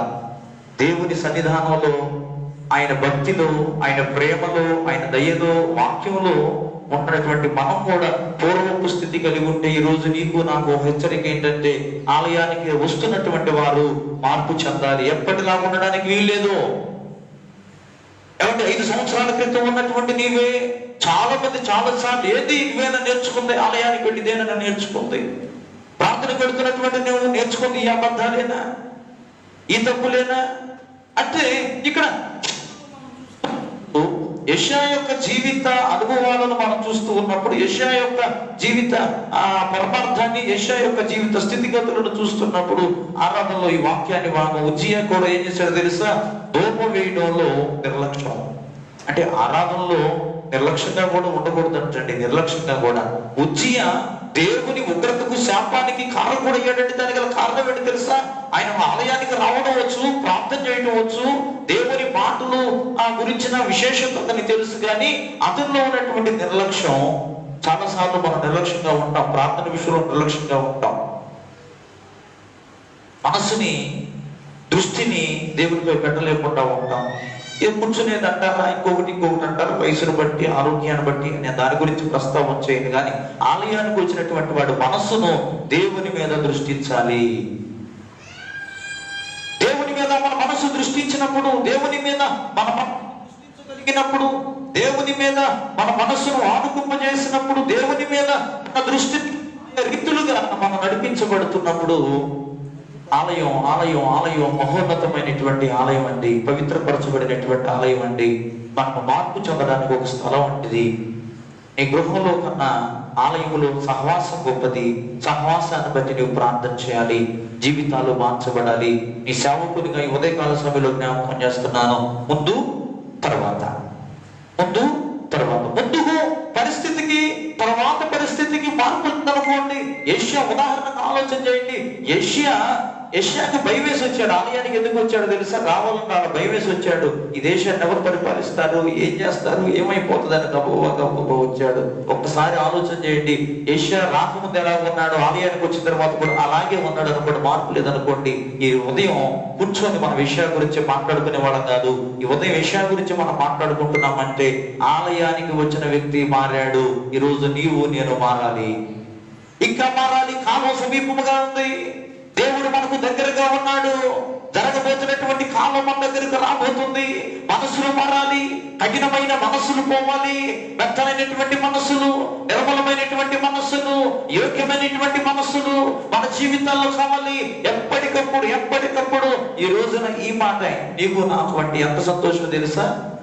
దేవదూతలు వచ్చేసాక చెప్పారు, నీకు ప్రాయశ్చిత్తమైంది, నీ దోషము పోయింది. దోషం పోవడం అంటే మాటలు కాదు, సామాన్యమైనటువంటి విషయం కాదు. చాలా మంది దోషం పోయడానికి ఎన్ని తిప్పలు పడతారో, కుటుంబాల్లో దోషం పోవడానికి ఎన్ని తిప్పలు పడతారో, బిడ్డల మీద ఉన్నటువంటి దోషాలు పోవడానికి ఎన్ని తిప్పలు పడతారో, జీవితాల్లో, కుటుంబాల్లో, గృహములో, పరిస్థితుల్లో.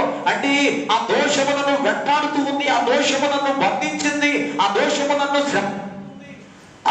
నన్ను యాత్ర పెడుతుంది, ఆ దోషము నన్ను హింస పెడుతుంది అని దోషంతో జీవితకాలం సంవత్సరాలు దోషంతో బ్రతుకుతున్న వాళ్ళు కొంతమంది అయితే తెలివి గల వాళ్ళు చేసేటువంటి పని ఏంటంటే, జ్ఞానవంతులు చేసేటువంటి పని ఏంటంటే, దేవుని దగ్గరకు వచ్చి దృష్టంతా దేవుని మీద పెట్టి మోకరించి ప్రార్థన చేసి దోషాన్ని కడుగుకున్నటువంటి వారు గొప్పవారు నేటి క్రైస్తవుల్లో. 2 మాటలు ఉంది, చాలా సార్లు బహుశా నేను జ్ఞాపకం చేశానేమో. ఒకటేమో సిటీ అయితే, రెండవది సీనియారిటీ. సీనియారిటీ అంటే సీనియర్లు జూనియర్లు ఉంటారు కదా, సంవత్సరాలు, 15 సంవత్సరాలు లేకపోతే 20 సంవత్సరాల నుంచి నేను ప్రాంతానికి వస్తానండి, ఆలయానికి వస్తానండి, దీన్ని ఏమని పిలుస్తామని సీనియారిటీ అంటాం.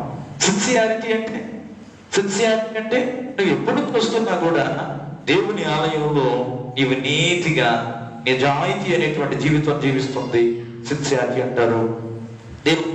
నీ సీనియారిటీ కావాలా, నీ సిన్సియారిటీ కావాలా అంటే మనం అందరం చెప్పే ఏంటంటే, దేవునికి సీనియారిటీతో పని లేదండి, దేవునికి కావాల్సింది సిన్సియారిటీ. అంటే ఎలా బ్రతుకుతున్నామో దేవునికి కావాలి. ఎప్పటి నుంచి నువ్వు భక్తి చేస్తున్నావు అంటే దేవునికి అక్కర్లా. ఈ రోజు నీవే రీతిగా బ్రతుకుతున్నావు, ఈ రోజున నీవే రీతినటువంటి జీవితాన్ని నీవు జీవిస్తూ ఉన్నావు. నేను రాత్రి కూడా చాలా మాటలు విన్నాం, చాలాసేపు చాలా మాటలు విన్నాం. ఆ మాటలు విన్న తర్వాత మానవ జీవితాల్లో భయం రావాలి. మన జీవితం అంటే ఏంటో భయం రావాలి. రేపు ఏం జరుగుతుందో మనకు భయం రావాలి. రేపు ఏమైపోతామో మనకు ఎందుకో తెలుసా? దినపవి గనక అనేకమైనటువంటి సంభవిస్తున్నాయి గనక, ఏవి చెప్పబడ్డాయో అవన్నీ కూడా సంభవిస్తున్నాయి గనక, దేవుడైతే సింహాసనం మీద కూర్చొని ఆసీనుడై అందరినీ కూడా ఆయన గమనిస్తూ ఉన్నాడు. మనుషులందరినీ కూడా ఆయన గమనిస్తూ ఉన్నాడు. మానవులందరినీ కూడా ఆయన గమనిస్తూ ఉన్నాడు. యోగ్యమైనటువంటి పరిస్థితుల్లోనికి ఆయన ప్రతి మానవుడిని, ప్రతి జీవితాన్ని కూడా ఆయన గమనిస్తూ ఉన్నాడు. ఆలయంలోనికి రాగానే శరాపులు, కెరాపులు, దేవదూతలు అందరూ కూడా పరిశుద్ధుడు. ఇంకొక మాట వినపడింది. ఆలయంలోనికి రాగానే ఎవరికి ఏం వినపడుతుందండి? స్తుతి యాగం వినపడింది. ఏ స్తుతి యాగం వినపడిందో తెలుసా? యెషయాకి పరిశుద్ధుడు. ఎవరంటే అలాగ అంటున్నారు? పక్కకు తిరిగి చూస్తే వెంటనే ఆయన కనపడినటువంటి వ్యక్తులు, దూతలు దేవుని స్తుతిస్తూ ఉన్నారు ఆలయంలో. ఇక నా ముగింపు మాటలు, ఆలయానికి వచ్చినటువంటి వాడు మార్పు చెందాలి. ఆలయానికి రాకముందు నేను ఇంతే, ఈరోజు ఇంతే అంటే పర్సనాలిటీ కాదు. ఆలయానికి రాకముందు ఇంతే, ఇప్పుడు ఇంతే రద్దు కాదు. ఆలయానికి రాకముందు ఇంతే, ఇప్పుడు ఇంతే నేను కూర్చునేటువంటి స్థలం కాదు. అంటే నేను సంవత్సరాల నుంచి అక్కడే కూర్చుంటాను, ఆ సీట్లోనే కూర్చుంటాను. నేను వెనకొచ్చినా నా సీట్ నాదే, స్థలం కుర్చీ కాదు, కింద నేల కూడా నీదే. ఇప్పుడు ఇంకా తొందరగా మనకు అర్థం అవుతుంది, గీతలు గీసాం కదా, ఆ నేల నీదే. మార్పు చెందడానికి దేవుడు ఇస్తున్నటువంటి అవకాశం. ఇంకొక అవకాశం బైబిల్లో మనం చదివాం. ఏమనంటే, ఒక వ్యక్తి ఆ తోట నాటి ఒక పనివాడు విడితే మళ్ళీ ఆ యజమానుడు వచ్చి, అయ్యా ఈ తోట అంతా బాగుంది కానీ ఆ చెట్టు ఎందుకు ఎప్పుడు ఇన్ని సంవత్సరాలైనా కూడా పూత లేదు, పిండి లేదు, కాయకుండా ఉంది, ఎందుకు మన తోటలు అడ్డంగా తీసేయంటే, యజమానుడు అడుగుతున్నాడు, బతిమలాడుతున్నాడు, అయ్యా ఈ ఒక్కసారి అవకాశం, ఈసారి ఎరువు వేస్తాను, నీరు పెడతాను, నీవు చెప్పినట్లే అది కనుక పూయకపోతే, నీవు చెప్పినట్లే అది కనుక కాయకపోతే, అయ్యా అలాగే తీసేద్దాం అయ్యా, ఒకవేళ కాస్తే ఉంచుదామని ఇంకొక అవకాశం దేవుడు మనకి ఇస్తున్నాడు. సుమారుగా ఇంచుమించుగా మన దేశంలోనే 13,000 మందికి పైగా చనిపోతే దేవుడు నీకు నాకు ఒక అవకాశం ఇచ్చాడు. ఇకనైనా ఈ రోజుకైనా ఇన్ని మాటలు విన్న తర్వాత కూడా ఏదో ఆదివారం ప్రార్థనకు వచ్చాను కదా, ముగించుకున్నాను, వెళ్ళిపోయానని కనీసం ఆలోచన చేయకపోతాం. మాట చెప్పనా, ఇన్ని మాటలు అని చెప్పిన తర్వాత కూడా నేను తర్వాత చేసేటువంటి మాట ఏంటంటే ఇంకొకసారి ఆలోచన చేస్తాను, ఆ మాటల్లో ఉన్నటువంటి ఇంకొకసారి ఆలోచన చేస్తాను. కానీ వింటున్నటువంటి నీవు ఇక్కడితో ఈ మాట వదిలిపెట్టడం కాకుండా ఒక్కసారి ఆలోచన చేయి, ఏంటి నా జీవితం, రేపు నా జీవితం ఏంటి, ఈ రోజు నేను ఏ పరిస్థితులు కలిగి ఉంటున్నాను. బైబిల్లో ఒక మాట ఉంది, మనుషుడు ఏది విత్తునో ఆ పంటే మోస్తాడు. ఈ రోజు ఏ జీవితం జీవిస్తున్నావు, ప్రతిఫలం నీకదే. ఏమి రాస్తామో అందుకే మార్కులు వస్తాయి, ఏం చేస్తామో అందుకే ప్రతిఫలం వస్తుంది. ఈ మాట కావాలి మనకేంటి తెలుసా, మనుషుడు ఏది విత్తునో ఆ పంటనే పోస్తాడు. అంటే నేను ఈ రోజు నా ఇష్టమైన జీవితం జీవించానండి, నాకు ఆశీర్వాదం కావాలి, నాకు దీవెన కావాలి, నాకు మేలు కావాలి, నాకు క్షేమం కావాలి, నాకు సంతోషం కావాలి, నాకు ఆనందకరమైనటువంటి పరిస్థితులు నా జీవితాల్లో కావాలి అని నువ్వు చెప్పుకోవడం ద్వారా నీ జీవితంలో ప్రయోజనం లేదు, చెప్పుకోవడం ద్వారా నీ జీవితంలో మేలు లేదు. కానీ ఇంకొక అవకాశం దేవుడు మనకిచ్చాడు. ఇచ్చినటువంటి అవకాశాన్ని మనం సద్వినియోగం చేసుకోవాలి. మానవ జీవితాలు చాలా విలువైనవి. ఎందుకని బైబిల్ చదువుతాం, ఏమని చదువుతాం తెలుసా, ఆయన తల్లి గర్భంలో రూపింపబడక ముందే నిన్ను నన్ను ఎరుగున్నాడు. ఏం చేయాలో దేవుడికి తెలుసు. అంటే నా జీవితం కదా, నా ఇష్టం, నా ఇల్లు కదా, నా ఇష్టం, నా బండి కదా, నా ఇష్టం, నా శరీరం కదా, నా ఇష్టం వచ్చినట్లు నేను చేస్తానంటే నేనెవరికి చెప్పాలి? కానీ నీవు నేను మనందరూ కూడా సమాధానం చెప్పడానికి, మనందరం కూడా సమాధానం చెప్పుకోవడానికి మనకు దేవుడు ఉన్నాడు. ఆ సంగతి మర్చిపోవద్దు. నా ఇష్టం అనుకోవద్దు. దేవుడి ఇష్ట ప్రకారం మనం జీవించాలా, దేవుడి ఇష్ట ప్రకారం మనం బ్రతకాలి, దేవుడి ఇష్ట ప్రకారం మన జీవితాలు కొనసాగించబడాలి, దేవుడి ఇష్ట ప్రకారం మన జీవితాలను మనం నడిపించుకోగలిగినప్పుడు మన జీవితాలు ఆనందకరంగా ఉంటాయి, రమ్యముగా ఉంటాయి, సంతోషాన్ని ఇచ్చేవిగా ఉంటాయి, సమాధానంగా ఉండే పరిస్థితిని మనం చూస్తూ ఉన్నాం.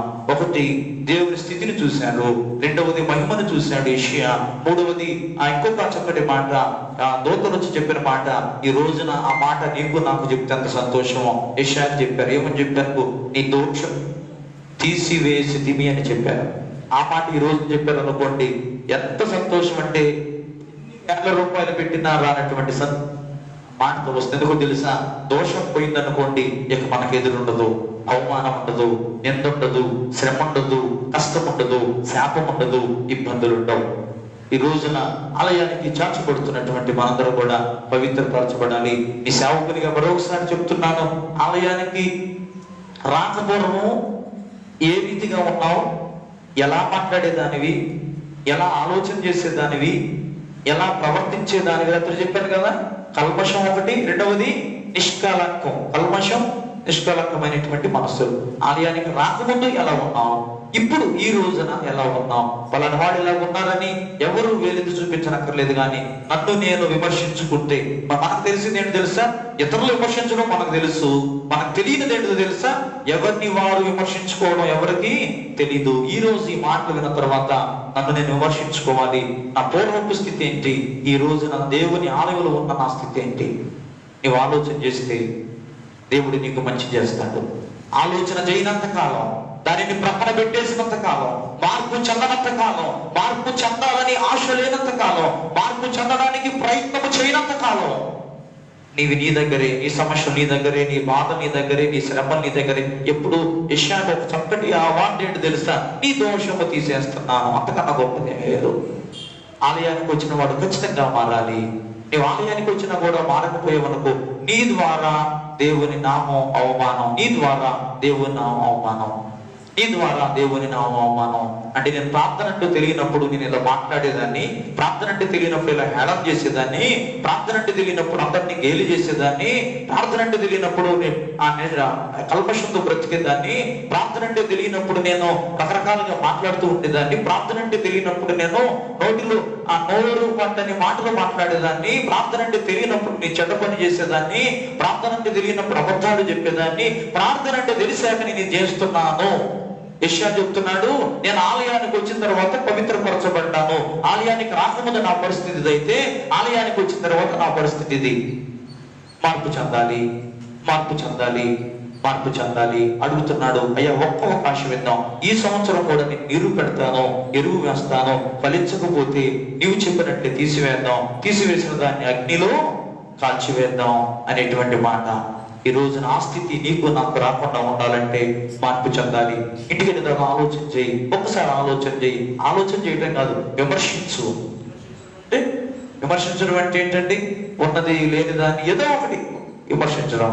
ఈ రోజున ఇంటికి వెళ్ళే దగ్గర నుంచి విమర్శించాలి. ఎవరు విమర్శించాలంటే నన్ను నేను విమర్శించుకోవాలి, నిన్ను నువ్వు విమర్శించుకోవాలి. ఎందుకంటే మన జీవితం, నా జీవితం నాకు ఒక తెరిచిన పుస్తకం, నీ జీవితం నీకు తెరిచిన పుస్తకం. నిన్నేంటో నీకు తెలుసు, మొన్నేంటో నీకు తెలుసు, అవతల మొన్నేంటో తెలుసు, పోయినలేంటో తెలుసు, నువ్వు మాట్లాడిన మాటలేంటో తెలుసు, నీ అవమానం ఏంటో తెలుసు, నీ గేలేంటో తెలుసు, నీ నిందన కలిగినటువంటి మనస్సు ఏంటో తెలుసు, నీ కల్మషం ఏంటో నీకు తెలుసు.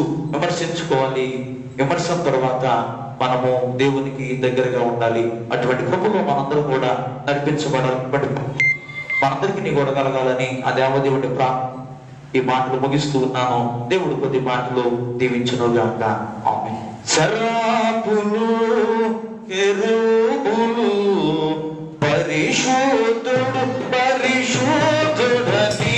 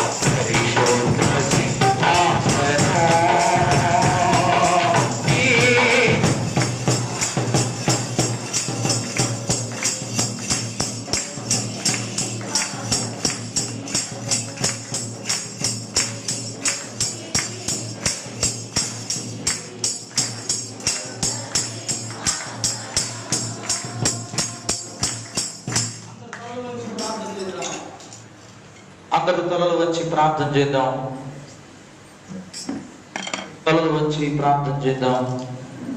ఇప్పటి వరకు చెప్పినటువంటి ఆయా మాటలను బట్టి, ఇప్పటి వరకు చెప్పబడినటువంటి ఆయా పరిస్థితులను బట్టి దేవుడు సజీవుడుగాను, మేలు చేయగల దేవుడుగాను ఆయన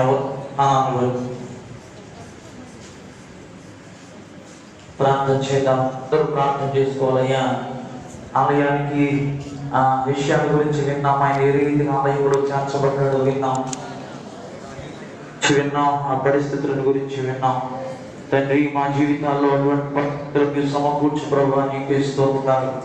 కరుణించు ప్రభువా, దయచూపు ప్రభువా, నీకే స్తోత్రాలు చెల్లిస్తున్నామని నీ ప్రార్థన చేద్దాం.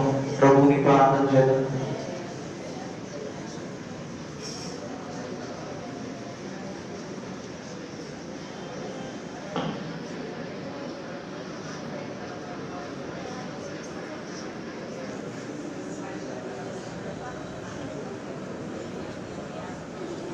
స్తోత్రం స్తోత్రం స్తోత్రం అని వినిన వాక్యాన్ని బట్టి మేము ప్రార్థన చేసుకోవాలి.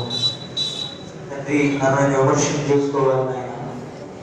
అయ్యా విమర్శ చేసుకునేటువంటి ఆలోచన, విమర్శ చేసుకునేటువంటి తలపు, విమర్శ చేసుకోగలిగినటువంటి పరిస్థితులు మా జీవితాలు సమకూర్చు ప్రభు. నీకే స్తోత్రాలు స్తోత్రాలు స్తోత్రాలు స్తోత్రాలు స్తోత్రాలు స్తోత్రాలు స్తోత్రాలు స్తోత్రాలు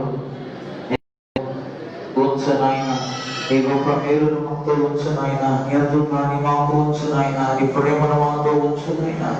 అయ్యా నీ సహవాసాన్ని మాతో ఉంచు నాయన. నీకే స్తోత్రం స్తోత్రం స్తోత్రం స్తోత్రం స్తోత్రం స్తోత్రం ప్రభువా స్తోత్రం ప్రభువా. మహోన్నతుడని ప్రార్థన చేయడమా. ఈ రోజు నీ వాక్యం నీ కొరకేనని, ఈ రోజు నీ వాక్యం నా కొరకేనని అందరూ కూడా రక్షించబడినటువంటి సమర్థత, రక్షించబడినటువంటి పరిస్థితి మనందరి జీవితాల్లో ఇప్పుడు ప్రభుని ప్రార్థన చేయడం, ప్రభుని ప్రార్థన చేయడం. స్తోత్రం స్తోత్రం స్తోత్రం స్తోత్రం. మరణభూతున అయ్యా విమర్శించుకునేటువంటి మనసు దయచేయండి. ఎన్ని దోషాల చేత నేను పీడించబడుతున్నాను, ఎన్ని దోషాలతో చేత ప్రభు అయ్యా నేను బంధించబడుతున్నాను తండ్రి. ప్రతి దోషాన్ని తీసివేయండి, ప్రతి విధమైనటువంటి అపవిత్రతను తీసివేయండి నాయన. ప్రతి విధమైన పరిస్థితులు మా జీవితాలను తీసివేయమని ప్రభుని ప్రార్థన చేద్దాం.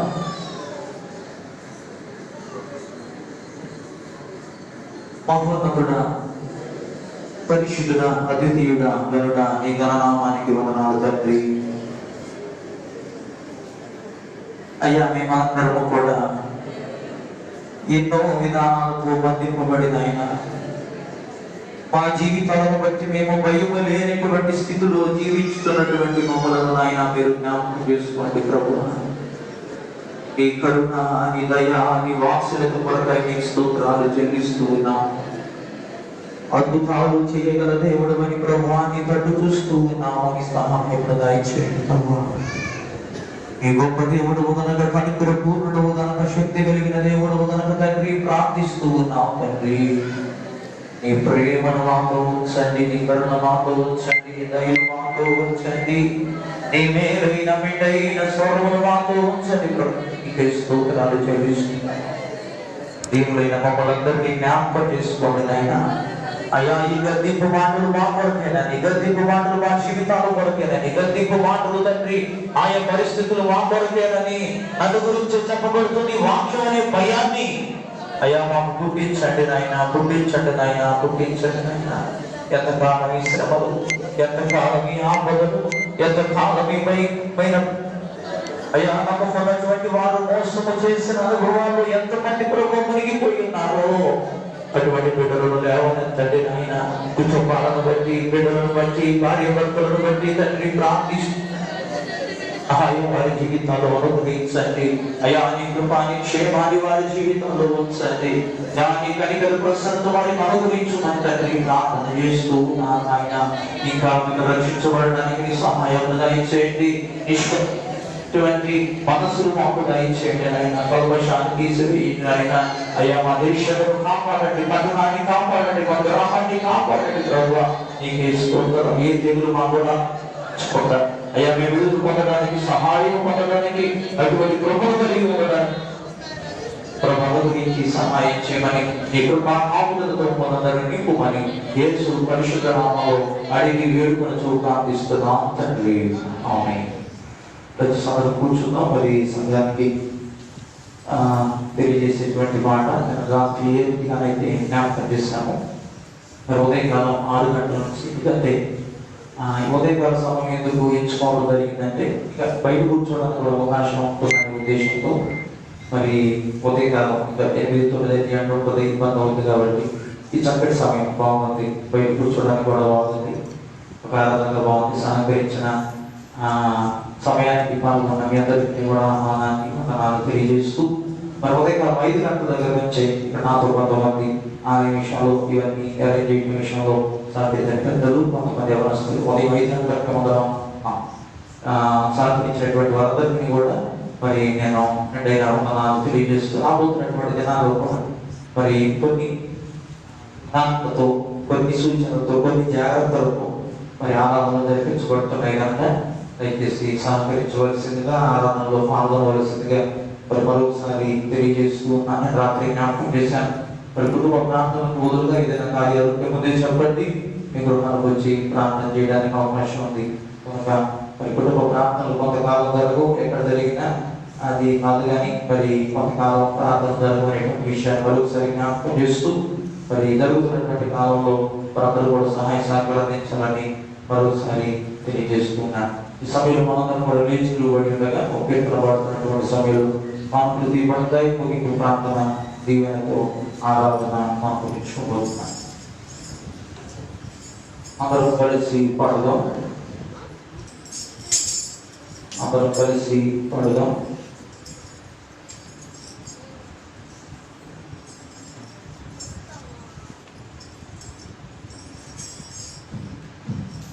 అందరం కలిసి కీర్తన పాడుతున్నటువంటి సమయంలో మార్పులు తీయబడతాయి.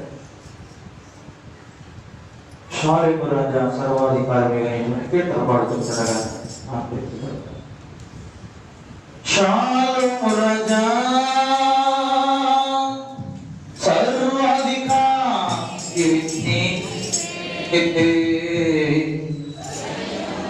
అధిపతి నీవే నా సత్యము ముని నా భాగ్యము సర్వ నీవే యేసయ్యా నా యేసయ్యా యేసయ్యా నా యేసయ్యా షాలేము రాజా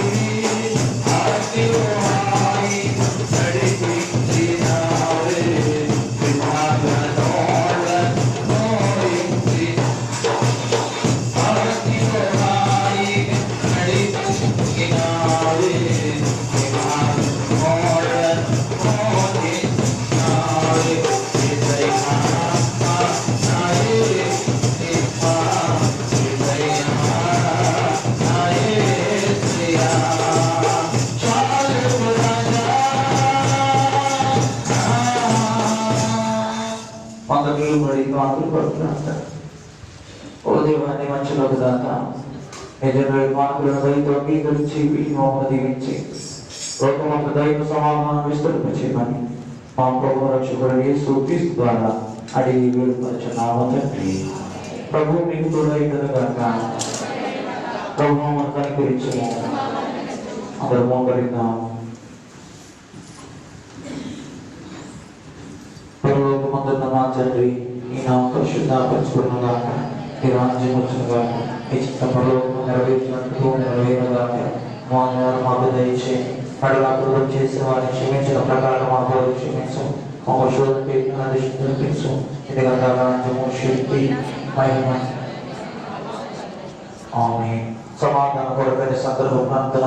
సమాధానకర్తో ఐక్యమైన ప్రియుడైన దేవ, నిరుడియ మాకు నిత్య జీవము, నిన్ను సేవించే పూర్ణ స్వాతంత్ర్యం, నిజముగా నీ శరణ చూచిన వినయసావంతమైనవి ఏ రోజుకు భయపడకుండానట్లు మా శత్రువుల ప్రజలను తప్పించి యేసు క్రీస్తు బలమల్ల కాపాడు. ఆమేన్. ఈ సమయంలో ఈ వారాంతకాలం కొరకు ప్రార్థన చేయబడుతుంది. ప్రార్థన చేద్దాం. మరి దేవుడు మన క్షేమాన్ని, సంతోషాన్ని అనుగ్రహించాలని ప్రార్థన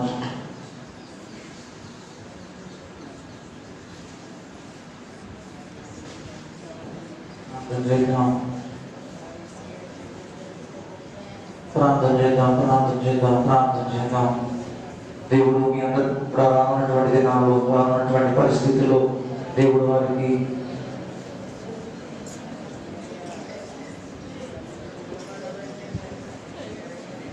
బిడ్డలందరికీ దేవుడు కాపుదల తెచ్చలాగిన, మన కుటుంబాల్లో దేవుడు నూతనమైనటువంటి పరిస్థితులు, సంతోషకరమైనటువంటి పరిస్థితులు మన జీవితాల్లో కలిగించలాగిన ప్రభువుని ప్రార్థన చేద్దాం. అందరం కలిసి ప్రార్థన చేద్దాం. మనసులో మీరు ప్రార్థన చేసుకోండి. మీ కొరకు మేము ప్రార్థన చేసుకుంటున్నాం.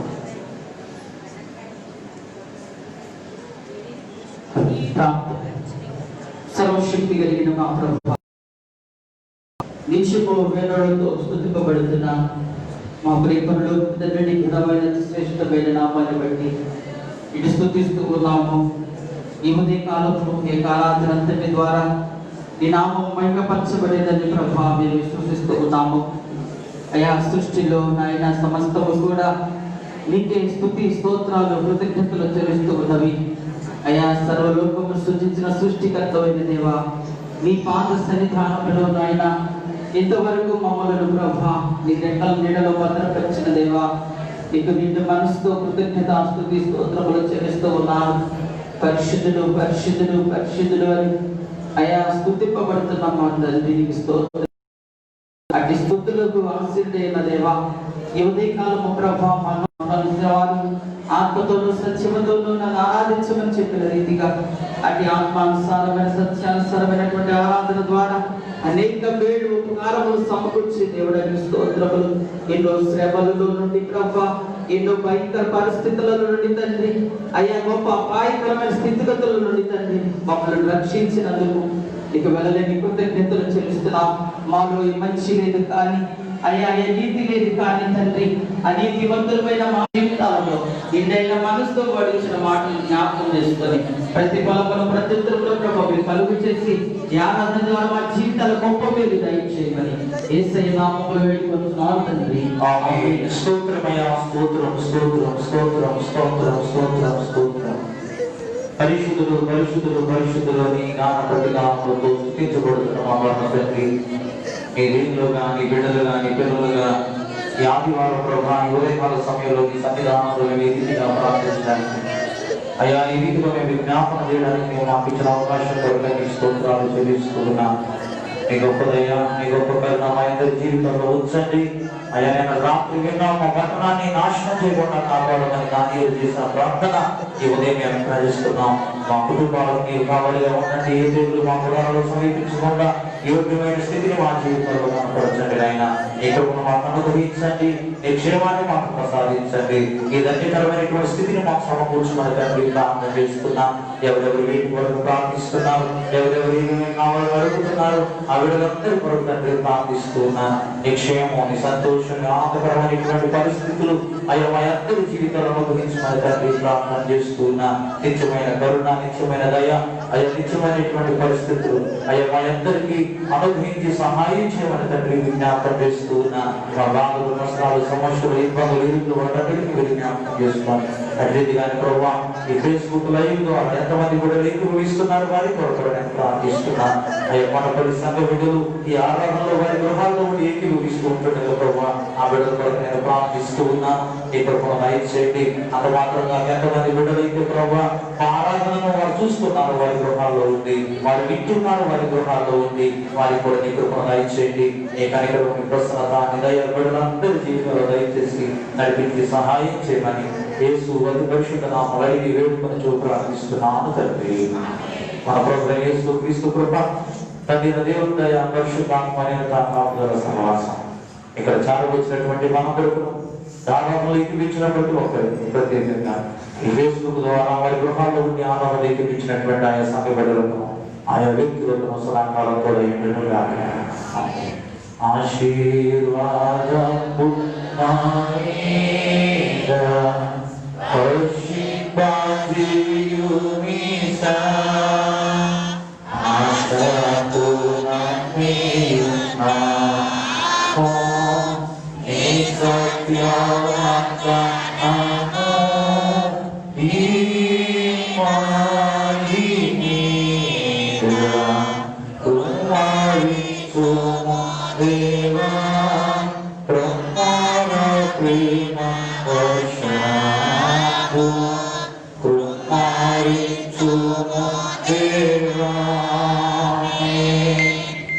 అందరికీ వందనాలు. దయచేసిన మాట మరి ఈ ఫేస్బుక్ కొరకు స్టాండ్ కన్నపూరి ప్రకాష్ గారు మరి చర్చికి స్పాన్సర్ చేయడం జరిగింది.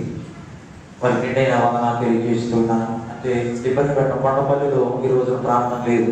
కారణం ఏంటంటే అది విజయపట్నం మండలం, పైటూరు మండలం లేదు. కారణం ఏంటంటే అది విజయవాడ మండలం. అయితే వారు కూడా ఉదయం 6 గంటల నుంచి 8 గంటల వరకు మన ప్రార్థన మన గృహాల్లో ఉండి మరి ఫేస్బుక్లో దీక్షించడానికి వారికి అట్లాంటి ఏర్పాట్లు చేయడం జరిగింది. ఇది అందించిన ప్రకాష్ గారికి నిండైన వందనాలు తెలియజేస్తున్నా. మీ అందరికీ వందనాలు తెలియజేస్తున్నాం. క్రమంగా వెనక నుంచి బయట వాళ్ళు వెనక ఉంటాయి.